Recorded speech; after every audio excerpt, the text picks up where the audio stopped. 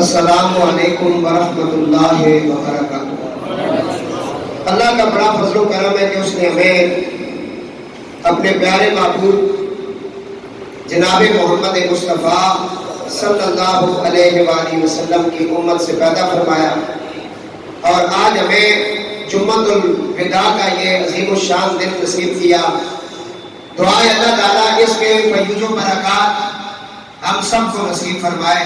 تمام عالم اسلام کو اللہ جمعۃ الوداع کے فیض و برکات نصیب فرمائے۔ میں نے دوران خطبہ جو آیا مبارکہ پڑھی ہے، اس کے اندر ایک خاص مضمون ہے جس کا نام ہے وسیلہ۔ کیا نام ہے؟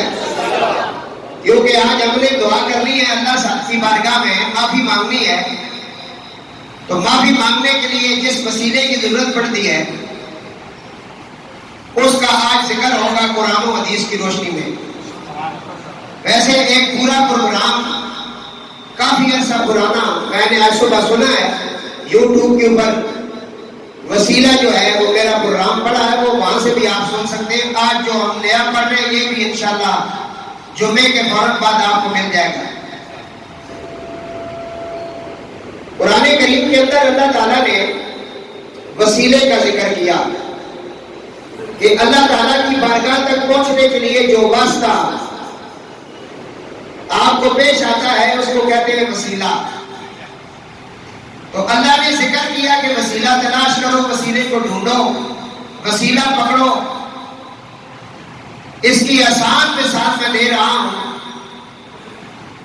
جس طرح آپ ابھی دوسرے حال میں تشریف لائے ہیں تو دوسرے حال میں آنے کے لیے آپ کو سیڑھیوں کی ضرورت پڑی۔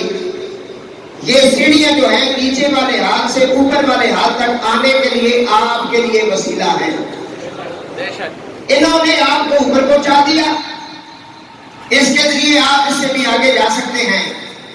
تو میں بغیر ہیلو حجت کے اپنے مضمون کی طرف جا رہا ہوں۔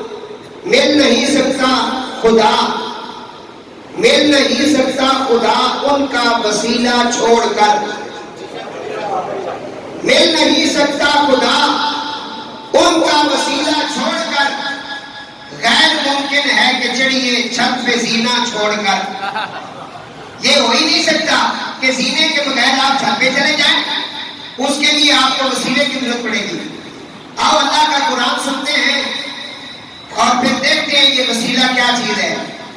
اللہ تعالیٰ فرماتا ہے یا ایھا الذین آمنو، کیونکہ آپ کو اللہ نے کہا آپ ایمان والے ہیں، اور اللہ نے ایمان والوں کو مخاطب ہو کر ارشاد فرمایا۔ اللہ فرماتا ہے یا ایھا الذین آمنو اتقوا اللہ وابتغوا الیہ الوسیلہ۔ اے ایمان والو، اللہ سے ڈرو، اتقوا اللہ، تقوی اختیار کرو، وابتغوا الیہ الوسیلہ، اور اس کی بارگاہ میں وسیلہ تلاش کرو۔ وسیلے کی دو قسمیں بیان کی علماء نے، ایک ہے عالم امر، ایک ہے عالم خلق۔ ان دونوں کا خالق اللہ ہے۔ امر کا معنی یہ کہ اللہ نے کہا کن اور فیکون، وہ ہو گیا۔ امر جس طرح روح آپ کے اندر ہے، یہ اللہ کا امر ہے۔ روح اللہ تعالیٰ کا امر ہے، حکم ہے اس کا کہ اس نے کہا داخل ہو جا، وہ داخل ہو گئی۔ اس کے لیے نہ مٹیریل کی ضرورت پڑی، نہ کسی اور طرف دو کی طرف معاملہ گیا۔ یہ اللہ کی خاص صفتوں میں سے ایک صفت ہے کہ عالم امر بغیر وسیلے کے اللہ نے فرمایا اور فیکون، وہ ہو گیا۔ اس کا خالق بھی اللہ ہے۔ اور دوسرا سمجھانے کے لیے کہتے ہیں عالم خلق، پیدا کرنا۔ اب یہ بھی اللہ کی صفت ہے، اللہ نے پیدا کیا، لیکن وہاں اللہ نے اسباب پیدا کیے، اسباب کے ذریعے کسی چیز کو بنایا۔ مثلا آپ صرف ایک کتاب، اگر یہ ایک اینک جو ہے اگر آپ بنانا چاہیں لیے بھی آپ کو بہت ساری چیزوں کی ضرورت ہے. شیشے کی ضرورت ہے, اس فریم کی ضرورت ہے, کاریگر کی ضرورت ہے. تو کوئی بھی چیز ہے اس کے لیے اسباب کی ضرورت ہوتی ہے. عالم امر اللہ کی سنت, اللہ نے کہا کن اور وہ ہو گیا. اور اس کی مثال ہے آپ کے سامنے روح. اب روح کو جس جسم میں ڈالنا تھا اس کے لیے بھی اگر اللہ کن کہہ دیتا تو وہ جسم بھی ہو جاتا, لیکن نہیں, اللہ نے کیا کیا, فرشتوں سے کہا جاؤ مختلف رنگوں کی مٹی اکٹھی کرو اور پھر اس میں پانی ڈالو, پھر اسے گوندو, جب تیار ہو جائے 4 عناصر سے اللہ نے اس کو بنایا. فرمایا آگ, پانی اور ہوا, یہ جو 4 عناصر ہیں ان کو جمع کرو, پھر حضرت انسان کا ڈھانچہ تیار ہوا. یہ دونوں سنتیں اللہ کی ہیں. ہمیں کس جگہ رکھا بندوں کو کہ وسیلہ تلاش کرو؟ ہمیں اللہ نے عالم خلق کے اندر رکھا کہ بغیر اسباب کے تمہارے معاملات حل نہیں ہوں گے. تو یہ میں نے مختصر صاحب کو بتایا ہے عالم اسباب کیا چیزیں ہیں جس کی بارگاہ میں وسیلہ بنایا جائے. دوسرا وہ جو وسیلہ بنائے, تیسرا وہ جس کو وسیلہ بنائے. اب آپ اللہ تعالیٰ سے پوچھتے ہیں کہ یہ وسیلہ چیز کیا ہے کہ جس کے بغیر معاملہ حل نہیں ہو رہا ہے. ہمیں تو یہ بتایا گیا تھا کہ اللہ سے ڈائریکٹ مانگو, وہ سارا ڈائریکٹ ہی دیتا ہے, لیکن اس نے یہاں قرآن میں کہا وسیلے کے بغیر کچھ نہیں ملتا. یہ ڈائریکٹ والا سبق جس نے سکھایا ہے وہ بڑا پرلے درجے کا جاہل آدمی ہے.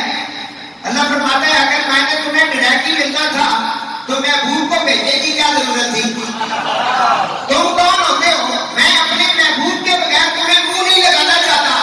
تم کون ہوتے ہو میرے محبوب کو چھوڑ کر مجھے منہ لگانے والے؟ تو یہاں اللہ تعالیٰ فرماتا ہے یا ایھا الذین آمنوا, اے ایمان والو. پتہ چلا کہ ایمان وسیلہ نہیں. اگر ایمان وسیلہ ہوتا تو اللہ کہتا ہے ایمان لے آؤ, یہ وسیلہ ہے, کیونکہ آمنو میں ایمان آ گیا. اس کے بعد فرمایا اتقوا اللہ, تقوی اختیار کرے. تقوی سے کیا مراد ہے؟ فرمایا نیک اعمال کرے, نماز پڑھے, روزہ رکھے, حج کرے, زکات ادا کرے. یہ جتنے بھی ہمارے ساتھ آئیں گے جب تم اختیار کرو گے تو گویا تم تقوی کے اندر آ جاؤ گے. پتہ چلا یہ نیک اعمال بھی وسیلہ نہیں, کیونکہ وسیلے کا ذکر آگے آ رہا ہے. پہلے فرمایا ایمان لے آؤ. جب تم صاحب ایمان بن جاؤ گے اتقوا اللہ, تقوی اختیار کر لینا, اور اس کے بعد وابتغوا الیہ الوسیلہ, میری بارگاہ میں وسیلہ تلاش کرنا.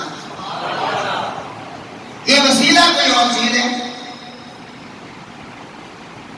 وسیلہ کوئی اور چیز ہے. فرمایا اب اس نے کہا کہ وسیلہ تلاش کرو, تو فرمایا یا اللہ یہ وسیلہ کیا ہے؟ وابتغوا الیہ الوسیلہ, میری بارگاہ میں وسیلہ تلاش کرو. اس کا ہم مطالعہ کرتے ہیں کہ یہ آخر ہے کیا وسیلہ. آدم علیہ السلام کو اللہ نے وہاں 2 چیزیں استعمال کی, عالم امر اور عالم خلق. امر بمانا روح, خلق بمانا مٹیریل اکٹھا کر کے آدم کا وجود بنایا گیا, اسباب بنائے گئے. وسیلہ اس کے ذریعے آدم علیہ السلام کا ڈھانچہ تیار ہو گیا, خوبصورت انسان اللہ کی بارگاہ میں آ گیا. اب جب اللہ نے بنا لیا تو انہیں اللہ نے فرمایا میرے پیارے آدم ذرا زمین پر لیٹ جاؤ. آپ لیٹ گئے تو آپ کی بائیں پسلی سے حضرت حوا سلام اللہ علیہا کو اللہ تعالیٰ نے پیدا فرمایا. اب وہ آدم کے جسم سے پیدا ہوئی, ان کے لیے مٹیریل کی ضرورت نہیں پڑی, بس کون کہا تو وہ پیدا ہو گئی. مرد سے عورت کو پیدا کیا. جب آدم علیہ السلام اٹھے تو ان کے سامنے ایک خوبصورت ترین لڑکی بیٹھی ہوئی تھی, ایک عورت تھی. آپ نے اسے دیکھا تو آگے بڑھے. اللہ تعالیٰ نے فرمایا میرے پیارے آدم آپ رک جاؤ گے, آپ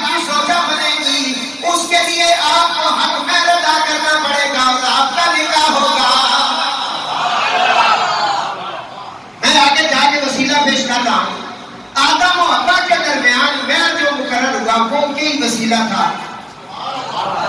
فرمایا آدم تم میں ادا کرو گے کہ تیری زوجیت میں آ جائے گی. یا اللہ یہ میں کیا ہے؟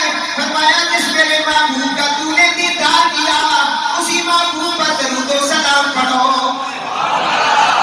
ایک روایت میں آتا ہے یہ بہت بڑا پروٹوکول دیا حضور کو.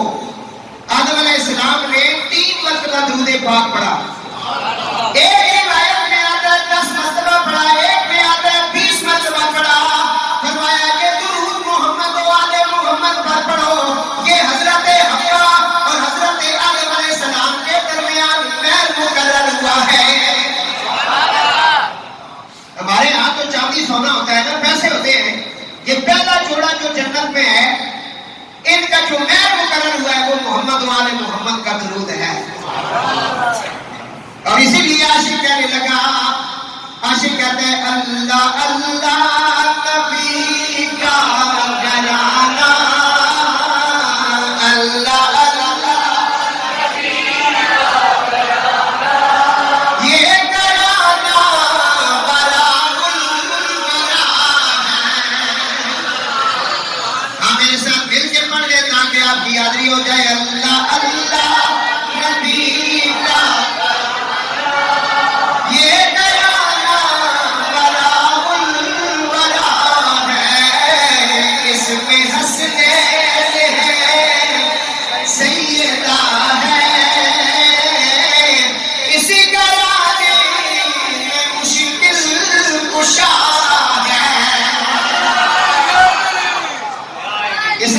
میں مشکل. تو آدم و حوا کے درمیان جو مہر مقرر ہوا یہ محمد و آل محمد کا نور ہے. یہ ان پر درود پڑھا گیا. یہ وسیلہ پہلا اب آدم علیہ السلام نے پیش کیا تو پتہ چلا 5 تن پاک کا نام وسیلہ ہے اور اسی کا حکم ہو رہا ہے کہ تم وسیلہ تلاش کرو. اللہ تعالیٰ نے قرآن عظیم سورہ بقرہ شریف آیت نمبر 37 کے اندر اعلان کیا. اللہ فرماتا ہے فَتَلَقَّىٰ آدَمُ مِن رَّبِّهِ كَلِمَاتٍ فَتَابَ عَلَيْهِ إِنَّهُ هُوَ التَّوَّابُ الرَّحِيمُ. ہم نے آدم کو چند کلمے سکھائے, چند کلمے سکھائے ہم نے. اللہ کہہ رہا ہے فَتَابَ عَلَيْهِ, اس کی وجہ سے آدم کی توبہ قبول ہوئی. انہو هو التواب الرحیم, بے شک اس طرح اگر کوئی توبہ کرے جس طرح آدم نے کی ہے ہمیں بڑا مہربان پائے گا. اگر ہماری مہربانیاں دیکھنا چاہتا ہے تو آدم کی طرح توبہ کرے جس طرح آدم نے کی ہے. مولا آدم کو تو نے کون سے چند کلمے سکھائے ہیں؟ علامہ جلال الدین سیوطی رحمۃ اللہ علیہ, یہ وہ جلال الدین سیوطی ہے جو فرماتے ہیں دن کو جاگتی آنکھوں کے ساتھ کئی مرتبہ میں نے 70 سے 72 مرتبہ آمنہ کے لال کو دیکھا ہے.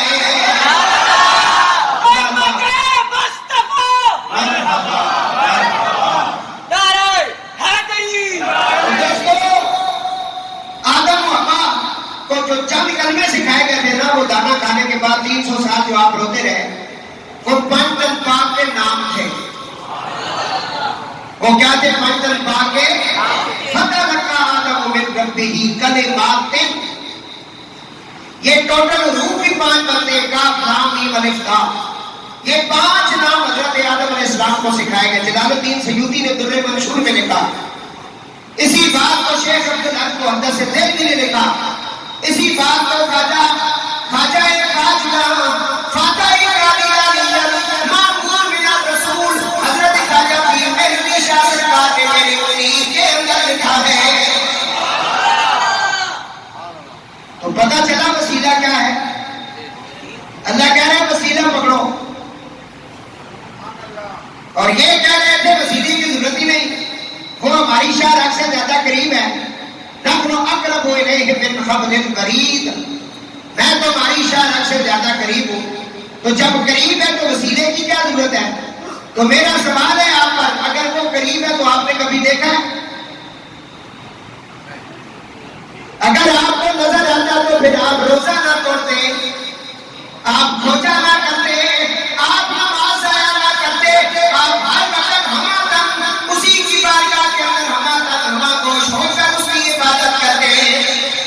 دیکھا ہی نہیں، تو کس کے کہنے پر یہ کہہ رہے ہیں کہ وہ ہمارے قریب ہے؟ وہ کون ہستی ہے؟ وہ کس نے کہا ہے؟ اعلیٰ حضرت فرماتے ہیں فیض ہے یہ رضا احمد پاک کا، فیض ہے یہ رضا احمد پاک کا، ورنہ ہم کیا سمجھتے خدا کون ہے؟ یہ حضور کا کرم ہے کہ اس نے ہمیں بتایا کہ حضور نے بتایا کہ اللہ کی ذات ہے اور وہ وحدہ لا شریک ہے۔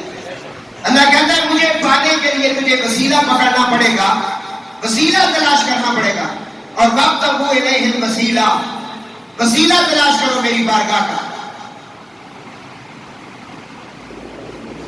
وسیلہ پکڑو، وابتغوا الیہ الوسیلہ۔ اور آدم علیہ السلام 300 سال تک رونے کے بعد آپ کو جب یہ نام یاد آیا، حضرت عمر رضی اللہ تعالیٰ عنہ اس حدیث کو بیان کرتے ہیں۔ اس حدیث کو امام بہقی نے اور حاکم نے ان دونوں حضرات نے سے بیان کیا کہ حضرت آدم علیہ السلام نے جب حضور کے نام کا واسطہ دیا تو اللہ نے معاف کر دیا۔ اس وقت فرمایا آدم 300 سال کے بعد تو نے میرے حبیب کا نام لیا، جا میں نے تجھے معاف کیا، آج اگر تیری ذریت بھی معافی مانگتی ہو تو سب کے لیے معافی مانگتا تو میں سب کو معاف کر دیتا۔ اس وقت کہا تو نے میرے محبوب کے نام کو پہچانا کیسے ہے؟ آدم سے کہا، آدم نے کہا مولا جب تو نے مجھے خلق کیا، پیدا کیا، میں نے سر اٹھایا، عرش اعلیٰ کے ستونوں کے اوپر تیرے نام کے ساتھ تیرے محبوب کا نام تھا، میں سمجھ گیا کہ یہ محمد رسول اللہ تیرا کوئی خاص بندہ ہے، خاص برگزیدہ ہستی ہے، میں نے ان کا واسطہ دے دیا۔ تو اللہ نے فرمایا تو نے سچ کہا، تو نے سچ کہا ہے آدم، اگر میں اپنے محبوب کو پیدا نہ کرتا تو میں اپنے رب ہونے کا اظہار نہ کرتا، میں نہ دنیا بناتا نہ زمین بناتا، کچھ بھی نہ بناتا، میں نے تو سب کچھ اپنے حبیب طبیب کے لیے بنایا ہے۔ تو نے بالکل سچ کہا ہے، اور آدم اگر میرا محبوب نہ ہوتا نا تو بھی نہ ہوتا۔ اس پوری حدیث کو آپ پڑھیں، اور دوسری روایت جو فتح لکھا آدم میں نبی میں نے سنا دی۔ تو میرے دوستو عرض کر رہا ہوں وسیلے سے مراد حضور کی ذات ہے، وسیلے سے مراد حضور کی ذات ہے۔ اور اسی لیے ہم سارے اس وقت امام ابو حنیفہ رضی اللہ تعالیٰ عنہ جو فقہ کے سب سے بڑے امام ہیں، امام اعظم ابو حنیفہ رحمۃ اللہ علیہ کے مقلد ہیں، ان کے طریقہ کار پہ ہم نماز پڑھتے ہیں، روزہ رکھتے ہیں، ان کے طریقہ کار پہ ہم چلتے ہیں، ان کی تقلید کرتے ہیں۔ حضرت امام اعظم ابو حنیفہ رحمۃ اللہ علیہ اپنے قصیدہ نعمانیہ کے اندر ارشاد فرماتے ہیں انت الذی لما تبسل آدم من ذلت الفقہ فازا وہو اباکا، اے اللہ کے رسول آپ کی شان اتنی بلند ہے کہ آدم علیہ السلام نے بھی اپنی مغفرت کے لیے آپ کو وسیلہ بنایا ہے۔ اور آگے فرماتے ہیں وَبِكَ الْخَلِيلُ دَعَا فَعَادَتْ نَارُهُ بَرْدًا وَقَدْ خَادَتْ بِنُورِ بِهَاكَ، اے اللہ کے محبوب آپ کی شان اتنی بلند ہے کہ حضرت خلیل اللہ علیہ السلام کو جب آگ میں ڈالا گیا تو آپ کا نور ان کے وجود کے اندر موجود تھا، اور نور اس وقت ان کا وسیلہ بن گیا تھا، اور آواز آنے لگی تھی قُلْ وَيَا نَارُ كُونِي بَرْدًا وَسَلَامًا عَلَىٰ إِبْرَاهِيمَ، ابراہیم پر جو نارے نمرود ٹھنڈی ہوئی ہے یا رسول اللہ وہ بھی آپ کے نور کا وسیلہ تھا۔ یہ حضرت امام اعظم فرما رہے ہیں، یہ کون فرما رہے ہیں؟ امام اعظم ابو حنیفہ یہ فرما رہے ہیں کہ حضور آدم کے لیے بھی وسیلہ بنے۔ حضور کی زندگی مبارک کے 3 حصے بیان کیے جاتے ہیں۔ ایک وہ زندگی کہ حضور بذات دنیا میں تشریف نہیں لائے، تو آپ کی جو نورانی زندگی ہے، کیونکہ حضور نے کہا میں آدم سے 14,000 سال پہلے اللہ کی تسبیح اور تحلیل کرتا تھا۔ حضرت ابو ہریرہ نے کہا یا رسول اللہ آپ کب سے نبی ہے؟ فرمایا تم تو نبی جن آدم و بین الروح والجسد، آدم علیہ السلام کے روح اور جسم کا جھگڑا لگا ہوا تھا، میں نبی تھا۔ رومی کشمیر آج پہ کھڑی نے جب یہ پڑھا آپ فرماتے ہیں صفوں دے نورو تے اس دا نوری حضورو اس مسو تختی عرش دا ملیا تے موسیٰ کو دورو اس نو تخت عرش دا ملیا تے موسیٰ کو دورو. اور میں اس وقت بھی نبی تھا. آدم کے جسم اور روح کا جھگڑا لگا ہوا تھا. میں نبی تھا. حضور میں کون تو نبی آدم بین روح والجسد. میں نبی تھا. یہ حضور کی وہ زندگی ہے جسے کہتے ہیں عالم بالا نورانی زندگی حضور کی. حضور ابھی بظاہر تشریف نہیں لائے. ابھی آپ نورانی شکل مبارک پہ ہیں. اس وقت حضور انبیاء کے جو ہے وسیلہ مان رہے ہیں. فرمایا اے محبوب جو نارے نمرود حضرت خلیل پر ٹھنڈی ہوئی وہ بھی آپ کے نور کا وسیلہ تھا. آگے ہے وقد فادت بنور بہا کا. اور آگے فرماتے ہیں حضرت ایوب پر جب پریشانی آئی تو انہوں نے بھی آپ کے وسیلے کی دعا فرمائی. اور حضرت موسیٰ علیہ السلام بھی آپ کے وسیلے سے دعا کرتے ہیں. اور قیامت والے دن آپ ہی کے طلبگار ہوں گے. حضور سے پہلے جو امتیں گزری ہیں یہودی عیسائی حضرت عبداللہ ابن عباس فرماتے ہیں ان کا طریقہ کار یہ تھا, ان کا دستور یہ تھا کہ جب بھی وہ جنگ کرنے جاتے یا کسی کے مدے مقابل ہوتے تو اللہ کی بارگاہ میں حضور کا وسیلہ مانگتے. میں بڑی ذمہ داری سے گفتگو کر رہا ہوں, تقریر ریکارڈ ہو رہی ہے.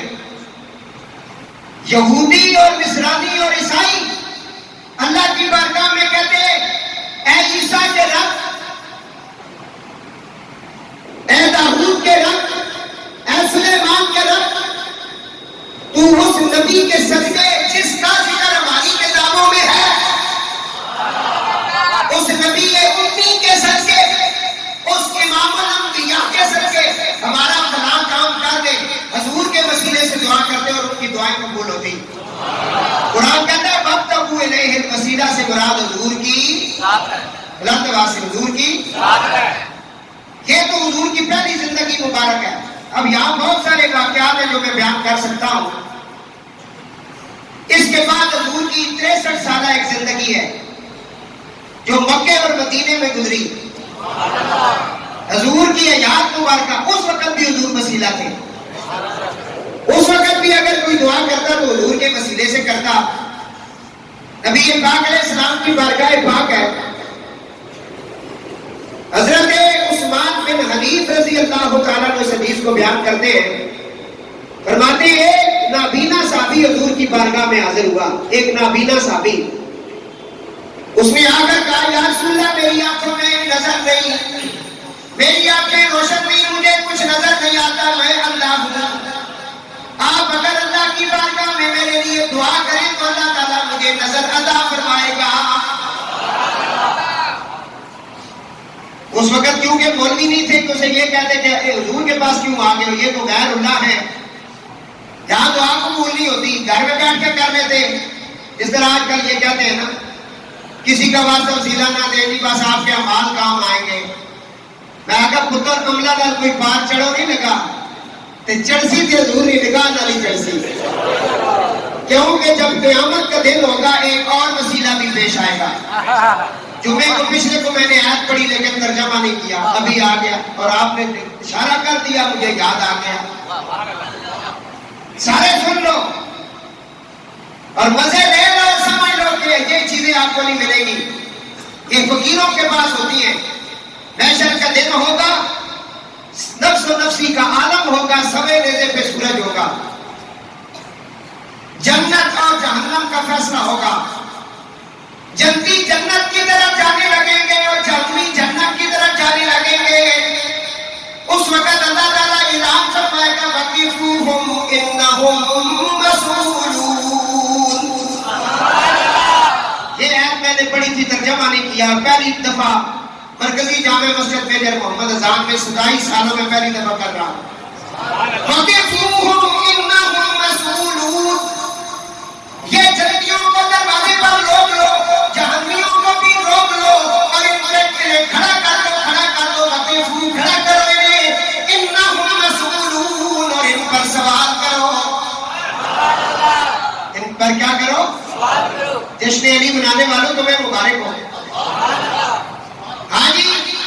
پر سوال کرو، ان پر ذرا سوال کرو، انہیں روک لو.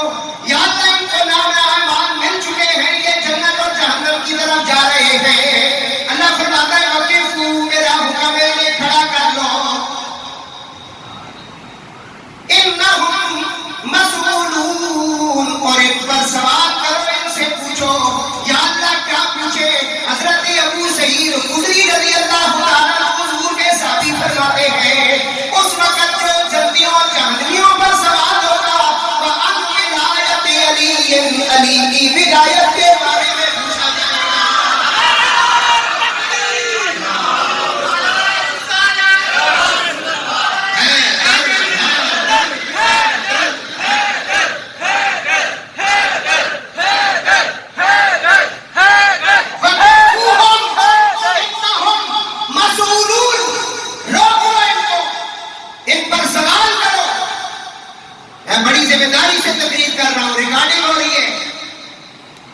تمہیں پتہ نہیں تو تمہارا قصور، تمہیں نہیں بتایا گیا تو تمہارا قصور.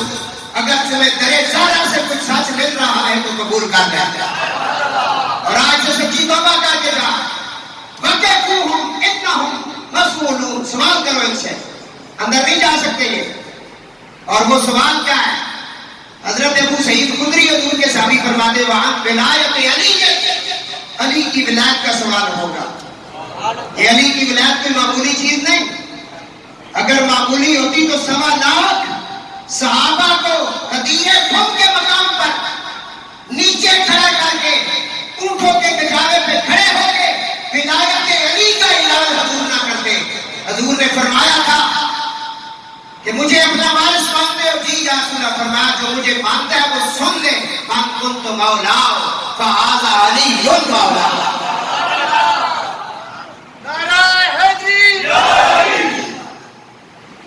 اس کا میں مولا ہوں، اس کا علی مولا ہے. ہمارے گاؤں میں جو بندیوں کے بہت بڑے عالم دین جن کا نام تھا سید داد شاہ بخاری، ہماری برادری میں سے بہت بڑا عالم تھا، بہت بڑا مناظر تھا. علامہ پیر رسول الدین شاہ صاحب میرے استاد محترم کے ساتھ بھی انہوں نے مناظرے کیے. سید عبد القادر شاہ ٹینک پاٹے والے کے ساتھ مناظرے کیے. بڑے بڑے لوگوں کے ساتھ اس کے مناظرے ہیں. شاہ صاحب نے ساری زندگی دیوبندیت کے اندر گزاری تھے. دیوبندی بڑی کتابیں لکھی، ان کی کتابیں میری لائبریری میں موجود ہیں. ان کے فوت ہونے سے کچھ عرصہ پہلے میرے بزرگوں نے ان سے کہا اور میں کچھ کام اپنے گھر کا بھی کروں. اگر اللہ نے علم دیا تو انہوں نے کتاب لکھی جس کا ٹائٹل ہے من کنت مولا فہذا علی مولا. اس لیے تو طارق جمیل کہتا ہے ہم بھولے ہوئے تھے، ہم حضرت علی علی کرتے رہے، اب ان کا حق ہی نہیں حضرت کہنا، ان کا تو حق ہے مولا علی.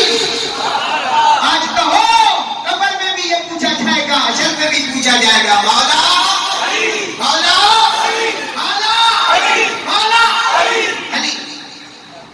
سمجھ آ گئی؟ وَقِفُوهُمْ إِنَّهُمْ مَسْئُولُونَ. کس کا مولا؟ سب سے پہلے ان کا مولا جن کے سامنے مولا کا اعلان ہوا. کس کے سامنے ہوا؟ ابو بکر کے سامنے ہوا، عمر کے سامنے ہوا، عثمان کے سامنے ہوا، طلحہ زبیر کے سامنے ہوا. فرمایا 1,24,000 وہاں جو 25,000 جو صحابہ تھے ان سب کا مولا کون ہے؟ علی. اگر ان کا مولا تو کس بات کی بولی ہے کہ تیرا مولا علی نہیں ہے؟ ابو بکر کا مولا علی.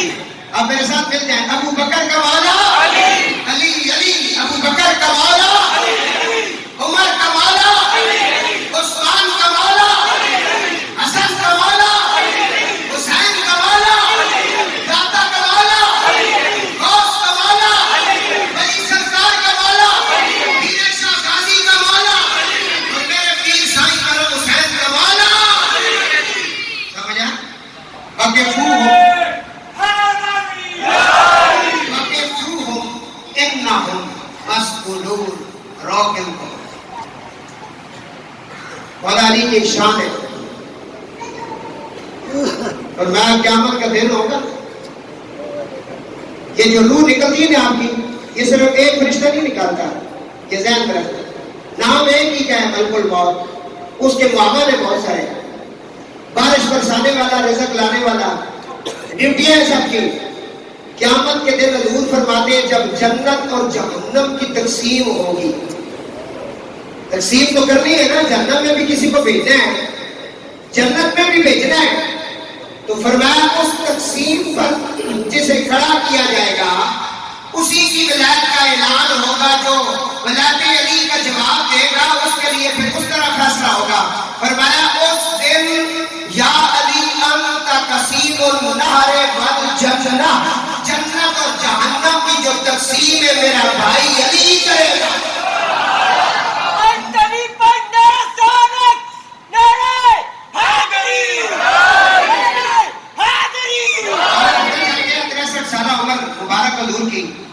وسیلہ آپ سن رہے ہیں، عالم بالا میں بھی وسیلہ.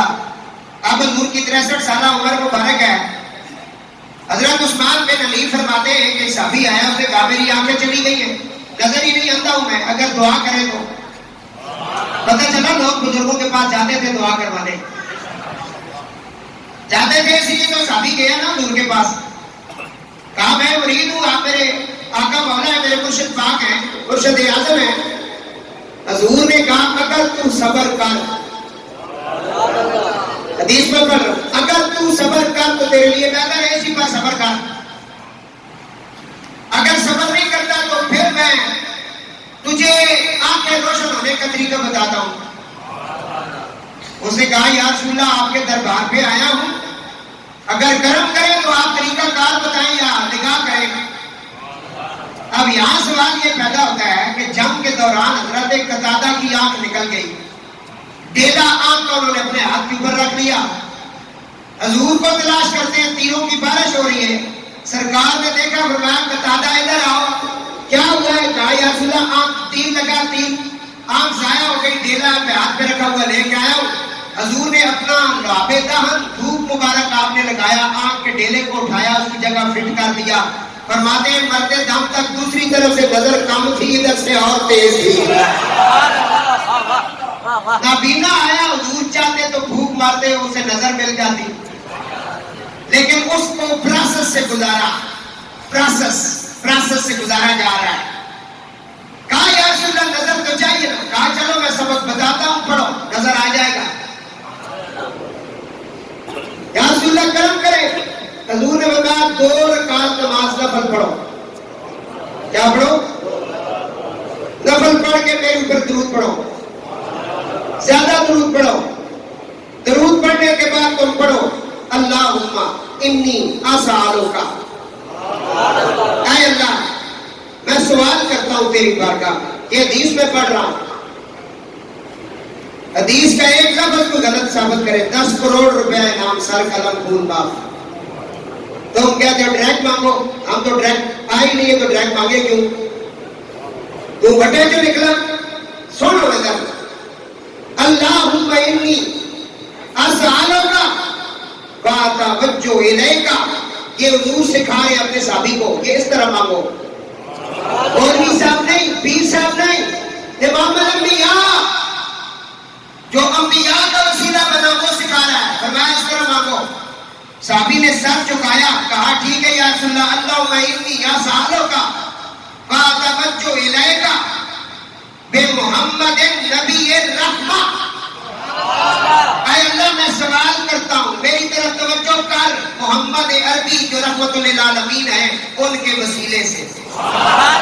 محمد نبی رحمہ، نبی رحمہ کے وسیلے سے سوال کرتا ہوں. حضور نے کہا یہ پہلا ایسا ہے دعا کا. فرمایا جب تو یہ کہہ نا میرا وسیلہ دیکھ، پھر اس طرح کر یا محمد. یہ میں صبح پڑھتا ہوں نا یا رسول اللہ انظر حالنا. بیان بمول لے جانا نہ تھلے وہ برداشت کری گئے جنہوں نے زیادہ کمزور ہے وہ پھر گلا کرنے رہنے یہ نوی شاید پڑھنے میں کہ پتر نویاں نہیں. تو دکے بتا اے غوث پاک فرما رہے یا رسول اللہ انظر حالنا، اے اللہ نے رسول میرے حال پہ نظر فرماؤ. اننی فی غارہم مغرق، یا حبیب اللہ اسمع قالنا، اے اللہ نے حبیب میری فرشاد سنیے. اننی فی غارہم مغرق، میں گناہوں کے سمندر میں غرق ہو رہا ہوں. خذ یدی ساحل لنا اشکالنا، میرے ہاتھ کو پکڑے اور مجھے کنارے پر لگائے. ایسی پڑھنے روز اے میں حدیث کا ثابت کر رہا.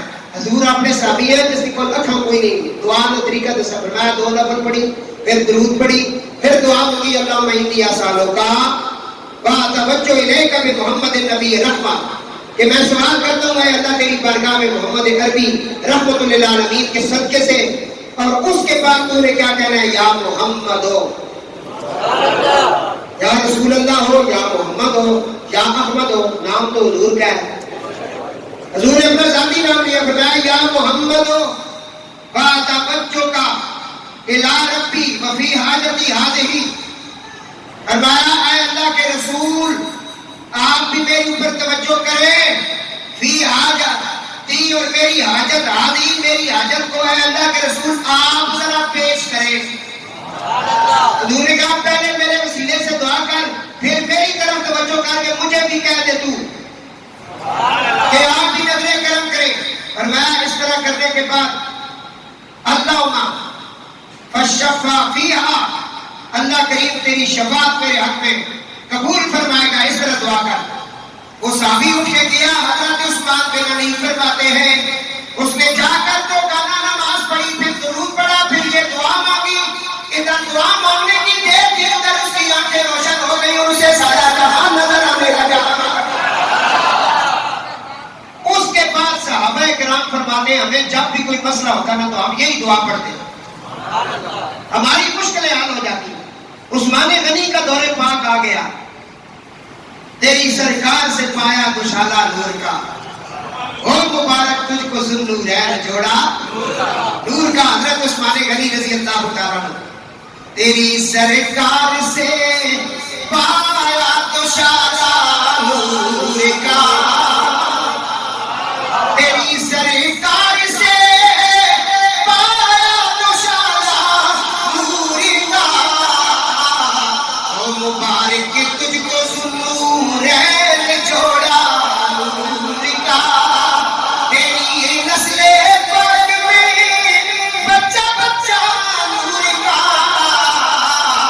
تو ہے عین نور تیرا سب گھرانہ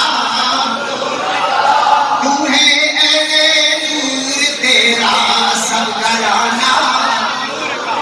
عثمان غنی پاک کا دور ہے. ایک بندہ آیا تو اس نے کہا جی میں ملنا چاہتا ہوں. آپ نہیں ملے ملاقات نہیں ہوئی. اس نے حضرت عثمان بن علی سے کہا کہ میں امیر المومنین حضرت عثمان غنی سے ملنا چاہتا ہوں لیکن ملاقات نہیں ہو رہی. بڑا ٹائم گزر گیا. انہوں نے کہا ہاں طریقہ میں بتاتا ہوں 2 نفل پڑھ یہ دعا پڑھ وہ آپ کو ملے گے. وہ کہتا 2 نفل پڑھے دعا پڑھنے کی دیر تھی. دوسرے دن حضرت عثمان غنی رضی اللہ تعالیٰ فراست کا یہ بصیرت یہ تھی حضور کے صحابہ کی کہ انہوں نے اپنے غلام سے کہا کہ جاؤ اسے بلا کے لاؤ وہ کون سی بات کرنا چاہتا ہے. ہم حاضر ہیں اس کے لیے. آج بھی اگر کسی کے کوئی مشکلات ہیں معاملات ہیں یہ دعا پڑھا کریں. آج بھی اگر کوئی مقدمہ بازی ہے اور تمہارے مسئلے حل نہیں ہوتے ہیں تو رات کو نماز غوثیہ پڑھا کرو. 2 رکعت نماز نفل حضور کو سے پاک کے پڑھا کرو. ہر رکعت میں 11 مرتبہ قرآن شریف پڑھا کرو. پڑھ کے درود شریف پڑھا کرو. درود و سلام پڑھ کے کھڑے ہو جایا کرو. بغداد کی طرف منہ کر کے غوث پاک کے وسیلے سے دعا کیا کرو. تمہاری دعا قبول ہوگی. تحفہ میں نے دے دیا آپ کو کیونکہ زمانے میں اگر دیکھی تو شان قادری دیکھی. زمانے میں اگر دیکھی تو شان قادری دیکھی. زمانے میں اگر دیکھی تو شان قادری دیکھی. نبوت کے گلستان میں ولایت کی کلی دیکھی. تیرے دربار پر میں نیک باتیں اپنے سخی دیکھی. ادھر فریاد میں نے کی ادھر بگڑی بلی دیکھی. ادھر فریاد میں نے کی ادھر بگڑی. اور میاں صاحب بھی فرماتے آل اولاد تیری دامت دار اولاد تیری دامتا میں کتاب سیانی. کتنی عاجزی کی میاں صاحب ہے. 7 پیالے معرفت میں پیتے ہیں جڑے ہیں تک وہ عاجزی. آل اولاد تیری دامتا میں کتاب سیانی. پاؤ خیر خیر محمد تائی صدقہ شاہ جیلانی. ہے تو واسطہ وسیلہ. ورث کارو سنے بھائی توجہ رکھیں. حضرت عثمان بن حنیف رضی اللہ تعالیٰ عنہ فرماتے ہیں کہ یہ دعا اس نے مانگی اور اس کا کام ہو گیا. نبی پاک علیہ الصلوۃ والسلام ایک صحابی ہے جن کا نام ہے حضرت ربیعہ رضی اللہ تعالیٰ عنہ. وہ وضو کا پانی لے کر آیا نا لوٹا تو وضو کروایا حضور کو. حضور خوش ہو گئے. فرمایا سال ربیعہ تو مانگ. ربیعہ کیا مانگتا ہے؟ رحمت جوش میں ہے. مانگ تو آج کیا مانگتا ہے؟ بات کیا نبی کہہ رہا ہے مانگ کیا مانگتا ہے؟ مانگ کیا مانگتا ہے؟ اس تکا میں موقع پوچھا گا تے حضور دے رہے. کہنا یا رسول اللہ آپ عطا فرمائیں. فرمایا جا میں نے تجھے جنت عطا کی ہے تو دنیا میں جلتی ہے بس. حضور نے 10 کو کہا تھا نا پھر جنت جن کو اشرف و بشرہ کہتے ہیں. 10 صحابی ایسے ہیں جن کو بشارت سنائی تو جلتی ہو. سارے جلتی. اسے حضور نے کہا جا تجھے جنت ملی ہے. کہتا ہے یہ میں نے تو نہیں مانگی. آئے آئے میں نے نہیں مانگی. یہ تو آپ نے عطا کی ہے. میرا مانگنا تو بھی رہتا ہے. حضور نے یہ نہیں کہا کہ بس وہ ختم ہوئی گیا کام اور نگر کوئی نہیں ہے. نہیں فرمایا. میرے حضور نے فرمایا پھر مانگ کیا مانگتا ہے؟ آقا جنت دی ہے. جنت میں اپنا ساتھ بھی عطا فرما. حضور نے فرمایا جا جنت میں تجھے میرا ساتھ ملے گا. جا جنت میں تجھے میرا ساتھ ملے گا. تو فرمایا یا رسول اللہ کہ اگر یہ دے دی ہے تو مجھے رفاقت بھی عطا فرما. سالوں کا مرافقت کا پھر جنت. میرا سوال یہ کہ جنت میں مجھے کیونکہ تجھی سے تجھی کو مانگ کر اچھا رہا مانگتا تیرا. ہاں جی یہ حضور نبی پاک علیہ السلام کا وسیلہ جو سرکار کی 63 سالہ زندگی کے اندر بہت سارے آپ کے وسیلے کے اوپر آپ کا بچپن ہے. 11 سال عمر ہے آپ کی. بارش نہیں ہوئی کام سالی پڑ گئی. لوگوں نے مرنا شروع کر دیا. زمینیں بنجر ہو گئی. مال مویشی مر رہے اور بکریوں اور اونٹوں کی صرف ہڈیاں باقی رہ گئی. بہتر اتنی سخت سالی ہے. اس وقت جو قریش مکہ تھے اور کفار مکہ تھے مشرکین مکہ یہ سارے اکٹھے ہوئے تو انہوں نے کہا چلو چلتے ہیں اپنے بتوں کے ساتھ سر پکاتے ہیں اور دعا مانگتے ہیں اور ان کو اس کی بارگاہ کا واسطہ وسیلہ بناتے ہیں کیونکہ ان کی وہ سن لیتا ہے. یہ ان کا اپنا ذہن تھا. اور لات و عزا کے سامنے ہم دعائیں مانگتے ہیں. 11 سال اس وقت حضور کی عمر مبارک ہے تو ان کے لیے بارش ہو جائے گی. وہاں کہتے ہیں بڑا خوبصورت سا نوجوان کھڑا تھا. اس نے کہا کہ تم چھوڑو اس بات کو. اگر تم نے دعا کروانی ہے تو آؤ. مکے کے اندر حضرت ابراہیم اور اسماعیل کی ایک نشانی ہے. ان کے پاس چلے جاتے ہیں اور ان سے جا کر عرض کرتے ہیں اور وہ دعا کریں گے انشاءاللہ بارش ہو جائے گی. اور کئی دفعہ یہ ہم نے تجربہ اور آزمودہ مسئلہ ہے کہ جب بھی کوئی مسئلہ ہوا تو اس گھرانے والوں نے جب بھی دعا کی اللہ نے سن لی اور کرم ہو گیا. تو 11 سال اس وقت ایک روایت میں آتا ہے 7 سال ایک میں 11 سال کا حضور کی عمر مبارک کی. وہ آگے سے جو قریش مکہ تھے نا وہ جو کفار مکہ تھے انہوں نے اس نوجوان سے کہا تو کس کی بات کرتا ہے؟ تو ابو طالب کی بات کرتا ہے جو نشانی ہے جناب ابراہیم و اسماعیل کی. کما صلی تعالی ابراہیم والا تو ان کی بات کر رہا ہے. وہ کہتا ہے میں انہی کی تو بات کر رہا ہوں. پہلے ایک دفعہ بارش نہیں ہوئی تھی تو ان کے بابا حضرت عبد المطلب کے پاس کہتے تھے دعا انہوں نے فرمائی تھی اور بارش ہو گئی تھی. آج بھی انہی کے پاس چلتے ہیں. تو فرمایا آؤ ابو طالب کے دربار میں چلتے ہیں. سیرت کی کتابیں آپ پڑھ کے دیکھیں. پیر کرم شاہ کی کتاب ہے ضیاء النبی اور سیرت نبی ابن شام، یہ آپ پڑھ کے دیکھیں کہ وہ پورا وفد جو تھا ان کا کفار کا، وہ سارے حضرت ابو طالب کے دروازے کے باہر کھڑے ہو گئے. دستک دی، حضرت ابو طالب باہر نکلے. آپ نے ان کو دیکھا کہ میرے علاقے کے لوگ ہیں، بڑے بڑے لوگ ہیں. آپ نے فرمایا کیوں آئے ہو، کیا بات ہے؟ کہنے لگے تو ابراہیم و اسماعیل کی نشانی ہے. مجھے پتہ نہیں کہاں سالی پڑ گئی، جانور مر گئے، زمینیں بنجر ہو گئی، ہر طرف جو ہے نا یہ ظلم و ستم کی آندیاں چل رہی ہیں. ہم تیرے حضور آئے کہ تو دعا کر کے اللہ ہمارے اوپر بارش برسائے. حضرت ابو طالب نے فرمایا 2 منٹ صبر کرو. آپ اندر گئے، حضور نبی پاک علیہ السلام کو ساتھ دیا. ایک روایت میں آتا ہے کہ آپ کی عمر مبارک 7 سال ہے، ایک میں 11 سال. آپ نے حضور کو سینے کے ساتھ لگا دیا اور لے کر بیت اللہ شریف کے سیٹ کے اندر پہنچے. اور جا کر نبی کریم علیہ السلام کا وہ جب یہ لے کے جا رہے تھے، سیرت نگار کرتے ہیں، وہ فرماتے ہیں کہ اس بچے کو جب ابو طالب نے اپنے ساتھ لیا اور جا رہے تھے تو کیا ہم نے دیکھا کہ چاروں طرف سی بدلیاں اٹھی، بدلیاں، اور انہوں نے حضور پر سایہ کرنا شروع کیا. اور یہ اللہ کا محبوب اپنے چچا جان حضرت سیدنا ابو طالب علیہ السلام کے ساتھ جا رہے. آپ جب وہاں پہنچے تو ان کی پشت کو حضرت ابو طالب نے بیت اللہ کی دیوار کے ساتھ لگایا. فرمایا یا اللہ، یہ جس کی پشت میں نے تیرے گھر کے ساتھ لگائی ہے، یہ میرے بابا جان عبد المطلب کی سنت ہے. اس وقت بھی 4 سالی پڑ گئی تھی. یہ 2 سال کے تھے تو دادا جان نے اٹھا کر ان کی پشت کو کعبے کے ساتھ لگایا تھا، اور تو نے بارش عطا کی. آج میں اٹھا کے لایا ہوں، ان کی پشت کو میں نے کعبے کے ساتھ لگا دیا ہے. اب گرم کر.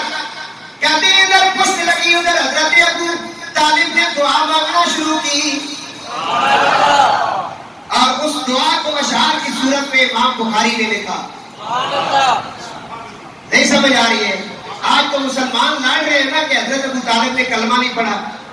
میں نے کہا تو اپنے کلمے کی خیر منا.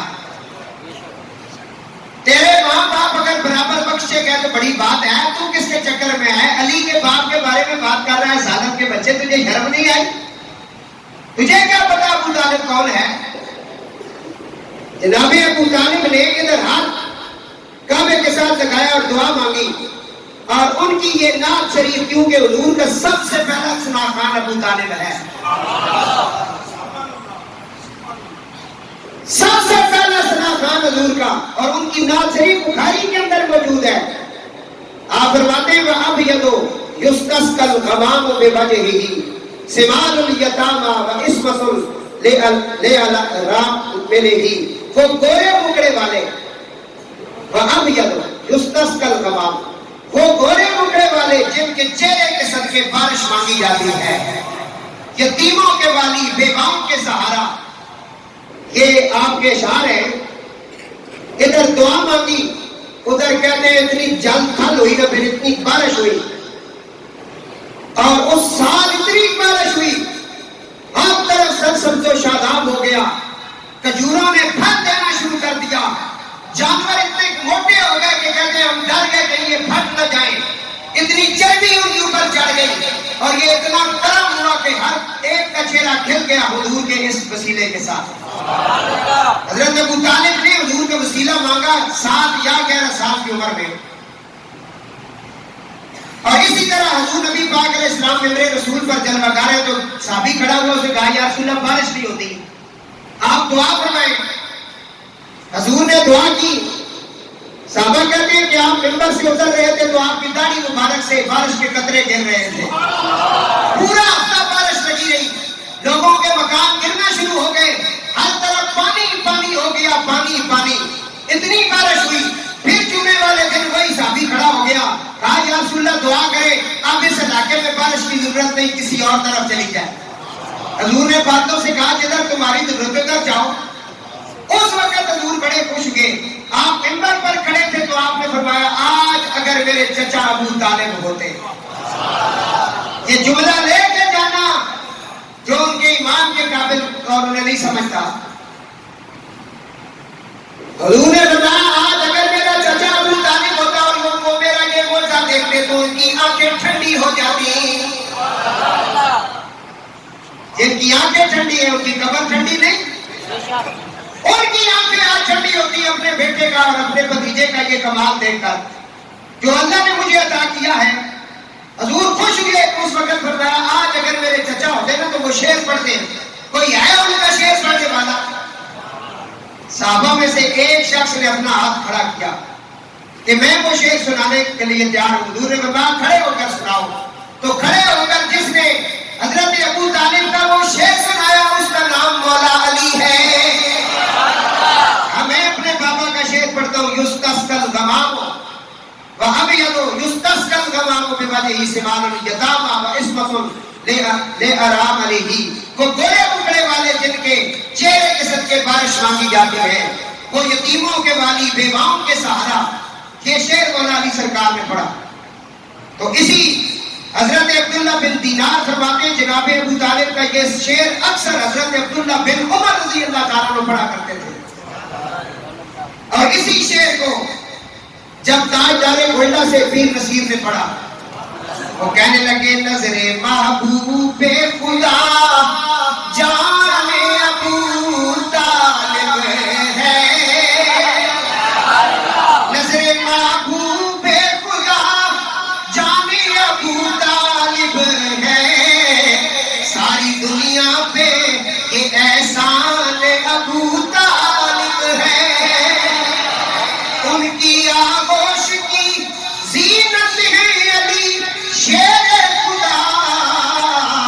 نور احمد کہے رحمان ابو طالب ہے.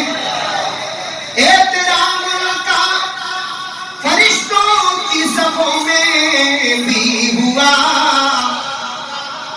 جب کہ دیکھو تو وہ ثنا خان ابو طالب ہے. الفت پنجتن پاک نے بخشا ہے شرف آج کل دل میرا مہمان ابو طالب ہے. پیر نصیر کہتے ہیں بات تحقیق حدیثوں روایات نصیر. بعد تحقیق احادیث و روایات نصیر دل میرا قائل ایمان ابو طالب ہے. حضور 63 سالہ کی زندگی میں بھی وسیلہ بنے. سرکار اس کائنات سے جلوہ گر ہو گئے. بظاہر پردہ فرما کے قبر پاک میں چلے گئے. بارش نہیں ہو رہی، رات ساری پڑ گئی. ام المومنین سیدہ عائشہ پاک کے پاس صحابی ہے، کہا بارش نہیں ہوئی، آپ دعا کریں. اور میں حضور کے روضہ پاک کے اوپر سے ایک سوراخ کرو. گنبد خضرا کے اندر ایک چھوٹا سا سوراخ کرو. ام المومنین کے حکم کے مطابق صحابہ نے ادھر سوراخ کیا، کھڑکی بنائی، ادھر بارش برسنا شروع ہو گئی. بارش نہیں ہوئی. صحابہ حضرت عمر کے پاس چلے گئے، دور فاروق اعظم ہے، کہاں بارش نہیں ہوتی. حضرت عمر رضی اللہ تعالیٰ نے فرمایا ٹھیک ہے تم سارے مسجد امامہ میں پہنچو، میں آتا ہوں. اب یہاں بس عقیدے کی دو باتیں ہیں، بڑی حدیثیں آج سنائی آپ کو. حضرت فرمایا تم جاؤ مسجد امامہ میں، میں آتا ہوں. یہ نہیں کہا کہ تم بس مانگو دعا وہ دے دے گا. کہا مسجد امامہ میں جاؤ. یہ گیٹ نمبر 6 اور 7 سے جب نکلے نا مدینہ پاک مسجد نبوی، تو سامنے جو مسجد ہے وہ مسجد امامہ ہے. آج کل کھلی ہوتی ہے. وہ ہم نے وہاں نماز پڑھی، میں نے عمران نے دونوں نے پڑھی، نماز پڑھی ہم نے. امامہ کا مطلب ہے بادلوں والی مسجد، بالکل سامنے ہے. اس کے ساتھ ہی مسجد علی ہے. اسی طرح ادھر پیچھے مسجد ابو بکر ہے. آگے چلے گئے تھوڑا سا آگے سفر کریں تو حضرت بلال کی مسجد آ جاتی ہے. مسجد امامہ بالکل مسجد نبی کے ساتھ یہ بالکل قریب ہے. کہا تم جاؤ میں آتا ہوں دعا کرتا ہوں. کہا بتا جاؤ ادھر ہم آتے ہیں دعا کرتے ہیں. لیکن یہاں میں ایک میسج دے دوں. کل ہمارے شہباز شریف صاحب عمرہ کرنے تشریف لے گئے تو مسجد ادمی کی نبی کی وہاں بہت دکھ کے ساتھ کہہ رہا دل رو رہا ہے. مسجد نبی شریف کی وہاں گھرتی ہوئی کچھ عمران خان کے چیلوں نے وہاں نعرے لگائے مسجد نبی میں. اور ظالموں تمہیں پتہ نہیں کس کے دربار میں کھڑے ہو. تم اپنی سیاست کو لے کر حضور کی بارگاہ پہنچ گئے اور وہاں انہوں نے نعرے لگائے چور آ گیا چور آ گیا چور آ گیا. پوری دنیا کے مسلمان وہاں موجود ہوتے ہیں. میں سخت لفظوں کے ساتھ ان کی مذمت کر رہا ہوں. اور پی ٹی آئی کے دور میں نون لیگ والوں نے اس طرح کیا تھا, ان کی بھی ہم مذمت کر رہے ہیں. ہم اس وقت تک تمہارے ساتھ چلیں گے جب تم حضور کی غلام بنے رہو گے. جو بھی حضور کی یا حضور کی کسی ذات کی گستاخی کرے گا ہم آپ کے مدے مقابل ہوں گے انشاءاللہ. یہ وہ دربار ہے جس دربار میں حضرت عمر نے دیکھا دو بندے کھڑے باتیں کر رہے ہیں. آپ نے کہا ادھر آؤ. وہ قریب آئے. آپ نے کہا کہاں سے آئے ہو؟ انہوں نے کہا ہم طیف سے آئے ہیں. فرمایا اگر تم مدینے کو تھے ابھی تمہاری گردنیں تمہارے جسم کے ساتھ نہ ہوتی. تمہیں شرم نہیں آئی؟ محمد رسول اللہ کی مسجد میں کھڑے کر اونچی اونچی باتیں کرتے ہو, اذیت دیتے ہو میرے رسول کو. سنو, مدینے تم جاتے رہتے ہو, اللہ سب کو لے جائے.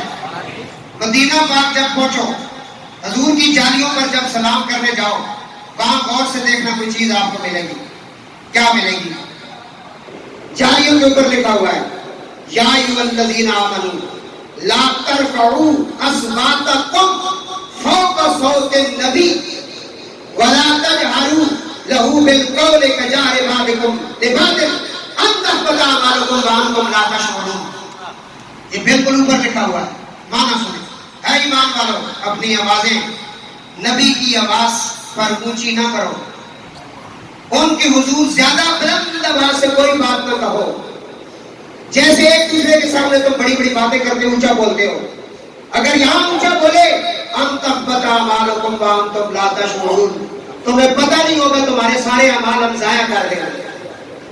سخت عذاب اس بندے کے لیے. حکومت سعودی عرب سے گزارش ہے ایسے عناصر کو کڑی سزا دیجیے. انہوں نے رات کو سزا کا اعلان میں سے کر دیا ہے. انہوں نے کہا ایسے بندوں کو ہم پکڑیں گے, بہت بڑی سزا دیں گے. وہ انشاءاللہ ہوگی. مسجد نبوی کے اندر آپ اونچی آواز سے کسی کو بلا بھی نہیں سکتے. تو وہاں نعرے بازی کرنا, جو بدتمیزی کا طوفان آپ نے یہاں بنایا ہوا ہے, وہ ٹھیک اپنے ملک میں بنائے رکھو, گلیوں میں ایک دوسرے کو برا بھلا کہو. تمہارا کام تو یہی ہے. حضور کی مسجد میں آج ہمارے علماء کی طرف سے سخت رد عمل بھی آیا ہے, اور آج جہاں جہاں جمعہ پڑھا جا رہا ہے سب نے اس کے اوپر آج گفتگو کرنی ہے اور کی بھی ہے, کیونکہ ہمیں آرڈر ہے اس کا کہ اپنے ممبر کا حق ادا کرو. نبی پاک علیہ السلام کی ناموس کا مسئلہ ہو تو پھر آپ کیسے نہیں بولیں گے؟ تو ہم کسی کو بھی برداشت نہیں کرتے کوئی اس طرح بکواس کرے, پی ٹی آئی والا ہو یا نون لیگ والا یا کوئی بھی ہو, اور وہ اس حضور کے دربار میں جا کر اس طرح کہے چور آ گیا چور آ گیا, یا گو نواز یا گو عمران. کچھ انسانیت کرو. اور ہماری پھر یہ مطالبہ کر رہے ہیں, جماعت اہل سنت نے اپنا مراسلہ رات کو بھیج دیا ہے. ہمارا یہ بھرپور مطالبہ ہے ایسے لوگوں کو فی الفور سخت سے سخت سزا دی جائے تاکہ لوگوں کو پتہ چلے مقام مصطفیٰ کیا ہے. صحابی رسول کانوں سے بہرا تھا, تو آپ کو پتہ ہے جو بہرا ہوتا ہے نا وہ بولتا بھی اونچا ہے. وہ حضور کے پاس آیا نا اونچا بولا, اللہ کو برداشت نہیں ہوا. صحابی نام تھا حضرت ثابت بن قیس. اسی وقت کے آیات نازل ہوئی, فرمایا تک بتا مالکم وانتم لا تشعرون. تو اونچا بولتے تیری نماز شاید سہی ضائع ہو جائے گی. وہ صحابی گھر بیٹھ کے نماز پڑھنے نہیں آیا. کافی دنوں بعد حضور نے حضرت سعد سے کہا وہ کیوں نہیں آتا ہے تیرا مردار؟ کہا یا رسول اللہ وہ کانوں سے ڈورا ہے نا تو وہ بولتا اونچا ہے. کہتا ہے میرا اونچا بولنا بیدبی بن گیا ہے, کہیں میرے اعمال ہی ضائع نہ ہو جائیں. حضور نے فرمایا اس کو لے آؤ. وہ جنگے حضرت بکر صدیق کے دور میں جب جنگ ہوگی نا مسلمہ کذاب کے ساتھ, اس وقت اسے شہادت کا مرتبہ ملے گا. حضرت عمر رضی اللہ تعالیٰ عنہ کہا بارش نہیں ہوتی ہے, آپ نے کہا مسجد غمامہ میں پہنچو. صحابی مسجد غمامہ میں پہنچ گئے. درود پاک آپ پڑھیں, بس آخری حدیث 2 منٹ میں پیش کر کے اگلا اعلان کر رہا ہوں میں. صحابہ سارے مسجد غمامہ میں پہنچ گئے. حضرت عمر رضی اللہ تعالیٰ عنہ حضور کے چچا کے گھر پہنچ گئے. حضرت عباس رضی اللہ تعالیٰ عنہ حضور کے چچا کے گھر پہنچ گئے. بخاری سے پڑھ رہا ہوں. فرمایا آؤ میرے عباس, میرے نبی پاک کے پیارے چچا آؤ ذرا. وہ بھی ساتھ چلے کیونکہ امیر المومنین ہیں, ان کا حکم ہے. فرمایا کیا بات ہے؟ فرمایا آؤ میرے ساتھ. انہیں لے کر مسجد غمامہ میں پہنچے. کہا کیا کہہ رہے تھے تم؟ وہاں صحابہ کا جمع غفیر ہے. کہا عمر بارش نہیں ہوتی اس لیے ہم یہاں آئے کہ آپ ہمیں نماز استسقاء ہے وہ پڑھا دیں یا دعا کریں. آپ نے فرمایا ہاتھ اٹھاؤ, ہم دعا کرتے ہیں بارش ہوگی. آپ نے اپنے ہاتھوں کو حضرت عباس کے کندھوں پر رکھا. حضرت